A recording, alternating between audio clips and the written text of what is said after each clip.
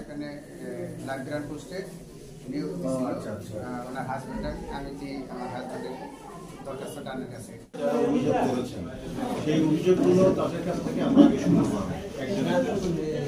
তারপরে এই তাদের অভিযোগগুলো শোনার পর আপনাদের যে সাপ্লিমেন্ট কিছু কথা আছে আপনাদের মনের মধ্যে যেগুলো কথা আছে সেগুলো আপনাদের কাছ থেকে আমি শুনবো যদি একসঙ্গে কথা বলতে চান তাহলে কিন্তু এই মেনটেন করা কঠিন হয়ে যাবে অনেকগুলো মানুষ মানে এইভাবে আসলে তদন্তের কাজ হয় না সাধারণত টাকা পয়সা এইগুলোর সাথে লেনদেন করে সবকিছু আমাকে বেতন করানোর জন্য সব রেডি করে এখন বর্তমান পরিস্থিতিতে এখান থেকে 5 বছর যাবত আমি বিরত আছি এবং আমার আদায়কৃত টাকা তার কাছে ফেরত চাওয়াতে সে আমার উপর মামলা দিয়েছে।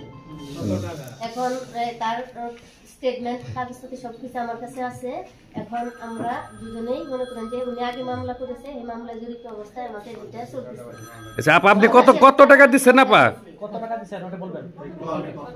17,20,000 টাকা। সে পর্যায়ক্রমে ধাপে ধাপে টাকা নিয়ে না আমি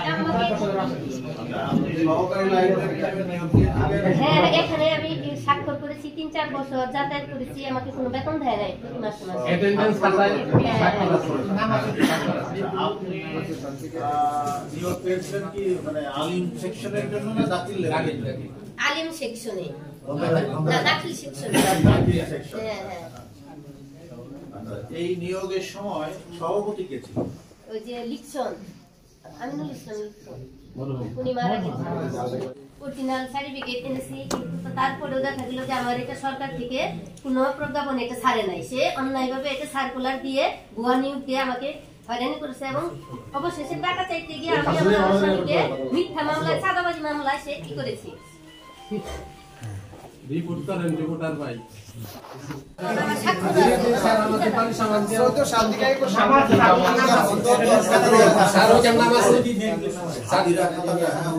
হাজিরা খাতা নিয়েছেন ওইখানে নাম আছে ওই লিস্টে নাম আছে লিস্টে নাম আছে জি জি শিক্ষক কর্মচারী নাম আছে ওই রহিমা খাতুন স্যার ওই 11 নম্বরে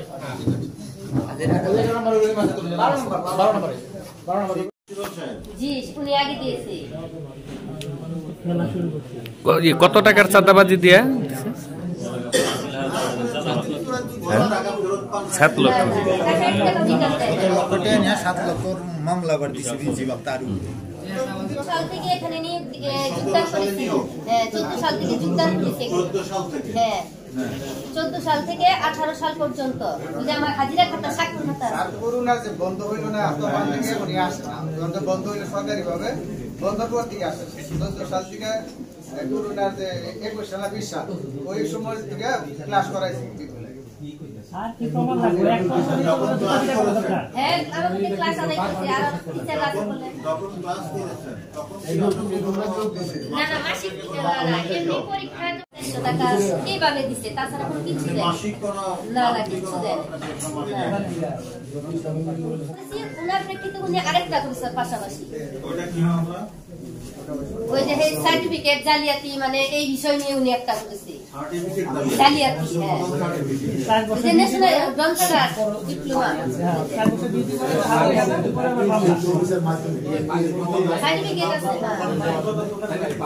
আমি সালামিন্ডোর প্রতিনিধি হিসেবে আজিজ ভাই ভালো ক্লাস একটা ক্লাস দুইটা ক্লাস করে আজিজ ভাই চার নম্বর আছে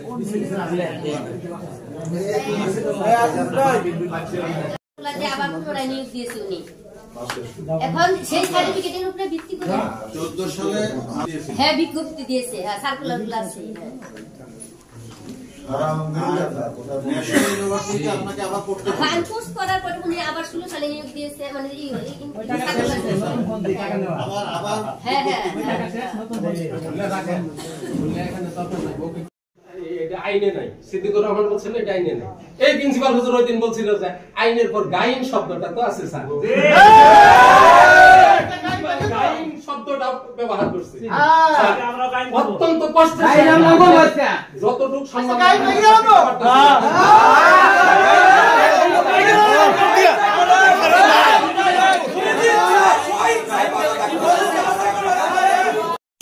জি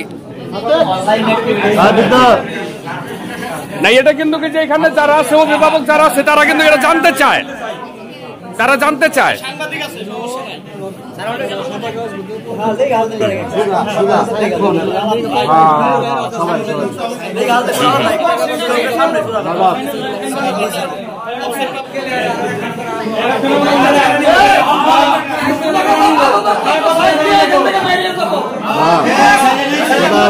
চুপ করো তোমরা, আমরা চিনে না।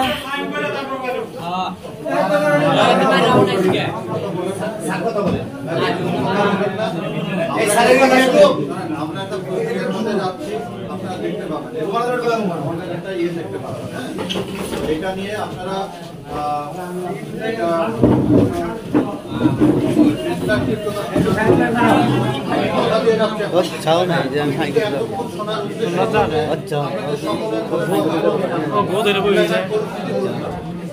এই কথাগুলো আমি আমার জীবনের মধ্য দিয়ে আমি জেলা নির্বাচন আমাদের কাছে আজকে কয় তারিখ? 11 তারিখ। 16 ডিসেম্বরকে আমরা সবাই 16 ডিসেম্বর আপনারা আমার কাছ থেকে